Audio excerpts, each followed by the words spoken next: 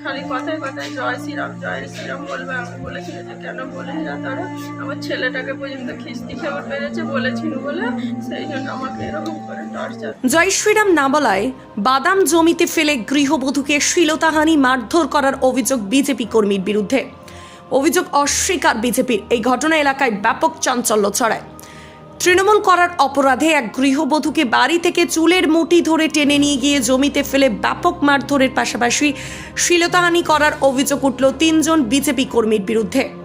পরে তাকে ধর্ষণ করার চেষ্টাও করা হয় বলে অভিযোগ।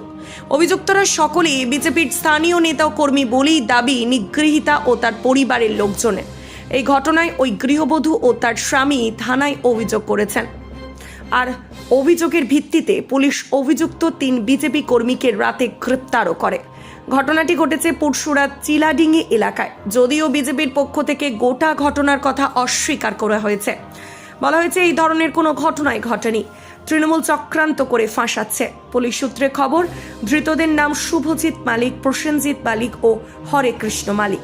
নিগৃহীতা গৃহবধূ বলেন, আমরা তৃণমূল করি আর ওরা বিজেপি করে, ওখানেই আমরাই একা তৃণমূল করি, তাই এই রাগে ওরা প্রায় এইভাবে অত্যাচার করে। বৃহস্পতিবার ওই বিজেপি কর্মীরা এসে আমার ছেলেকে বলছে জয় শ্রীরাম বল। আমি গিয়ে প্রতিবাদ করি, আর তাতেই ওরা আমার ছেলেকে তো মারলই, তার পাশাপাশি আমাকেও অকথ্যভাবে অত্যাচার করলো।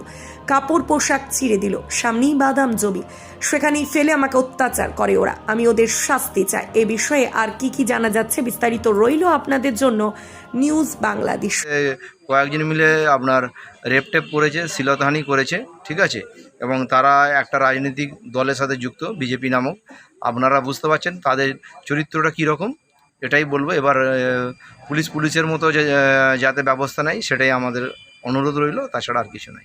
যাকে রেপ করা হয়েছে বা যাকে শ্লীলতাহানি করা হয়েছে অভিযোগ করছেন, সে কোন দল করে? তৃণমূল কংগ্রেস। আর করেছে মানে বিজেপির লোকজন। বিজেপি। আজকে শুনলাম চিলাডাঙ্গিতে বারোয়ারি পুজোতে একটা ভোগের অনুষ্ঠান চলছিল, সেখানে দুটো জুনিয়র ছেলের মধ্যে কিছু বচসা হয়, সেই নিয়ে একটা ঝামেলা বাঁধে। তো ঘটনাটা কিছুই নয়, দুটো বাচ্চা ছেলের সমস্যা, এখানে কোনো বড়দের কোনো ইনভলভের ব্যাপার নেই। সেই বাচ্চা ছেলের মারপিটকে কেন্দ্র করে বর্তমান শাসক দলের টিএমসি নেতারা আমাদের বিজেপি দলের কিছু নেতাকর্মীর নামে উৎসাহ রটাচ্ছে এবং অযথা মিথ্যা অভিযোগ আনছে। এগুলো সম্পূর্ণ মিথ্যা। সামনে লোকসভা নির্বাচন, এই নির্বাচনকে কেন্দ্র করে যাতে আমাদের দলের কিছু কর্মীদেরকে কেসের মধ্যে জড়িয়ে দেওয়া যায় তার প্রচেষ্টা, এগুলো সম্পূর্ণ মিথ্যা। আমরাও এর পূর্ণ তদন্ত চাই। যদি সত্যি কিছু ঘটনা ঘটে থাকে তাহলে তার ব্যবস্থা হবে, তাতে আমরা কোনো অসহযোগিতা করব না। কিন্তু ঘটনাটা ঘটেছিল প্রায় আমাদের উপরে কিছু পাড়ার ছেলে বিজেপি করে, আমার উপরে খুব টার্গেট। আমি বাড়িতে, আমার স্ত্রী আর আমি ছিলাম বাড়িতে। হঠাৎ বাড়ালির হরিনাম হয়েছে, ওরা মদ ফদ খেয়ে কোনো কিছু না কুড়ু পেয়ে হঠাৎ করে আমাকে কুচ্ছিত ভাষায় গালাগালি করে। আমার স্ত্রী গেছে, আমার স্ত্রীকে দিয়ে বলতে, হ্যাঁ এরকম ভাষা বলছিস কেন আজে বাজে বলতে, আমার স্ত্রী চুলের ঝুঁটি ধরে, এই বিজেপির ছেলেগুলো চুলের ঝুঁটি ধরে অস্থানে লাথি মারা, ব্লাউজ ছিঁড়ে দেওয়া, গলায় লাথি মারা, বুকে লাথি মারা। যেন এইটা খুব আপনাদের কাছে অনুরোধ করে বলছি, এইটা যেন খুব গুরুতরভাবে দেখা হয়। অত্যাচার করেছে জোনাস্টিক ছেলে। কীভাবে মেরেছে? অস্থানে লাথি মেরেছে, বুকে লাথি মেরেছে, ঘাড়ে লাথি মেরেছে, যে অজায়গায় সব লাথি মেরেছে। সে বলার মতো নয়। ব্লিডিং হচ্ছে, এখনও আমি হসপিটালে রয়েছি। হসপিটালে ব্লিডিং হয়েছে চিলাডাঙ্গিতে। তাদের বাড়িতে এসে আপনার বাড়িতে এসে বাড়ির হাফ কিলোমিটার দূরে এরকম মারধরটা হয়েছে। কি চাইছে? বাদাম বাড়িতে টেনে নিয়ে গেছে চুলের ঝুঁটি ধরে, নিজে অস্থানে লাথি মেরেছে। কয়েকবারই আমার উপরে এরকম ওরা আক্রমণ করতে চায়, শুধু আক্রমণ করতে পারে না। কেন? আমি একা তৃণমূল করি, ওনারা বিজেপি করে। এই হচ্ছে আমার দোষ। ওদের সাথে যদি আমি যোগ দিতাম তাহলে আমার হয়তো কিছু হতো না। আপনি কি তৃণমূল করেন বলেই এত আমি ক্ষোভ তৃণমূল করি বলি আমার উপরে খুব টার্গেট। কি ঘটনাটা ঘটেছিল? কি ঘটনা ঘটেছিল, আমরা তো এক ঘরে তৃণমূল করি আর সবাই বিজেপি করে, আমাদের উপরে খুব আগে মানে বিপরীতভাবে খুব মানে আমাদেরকে টর্চার করে।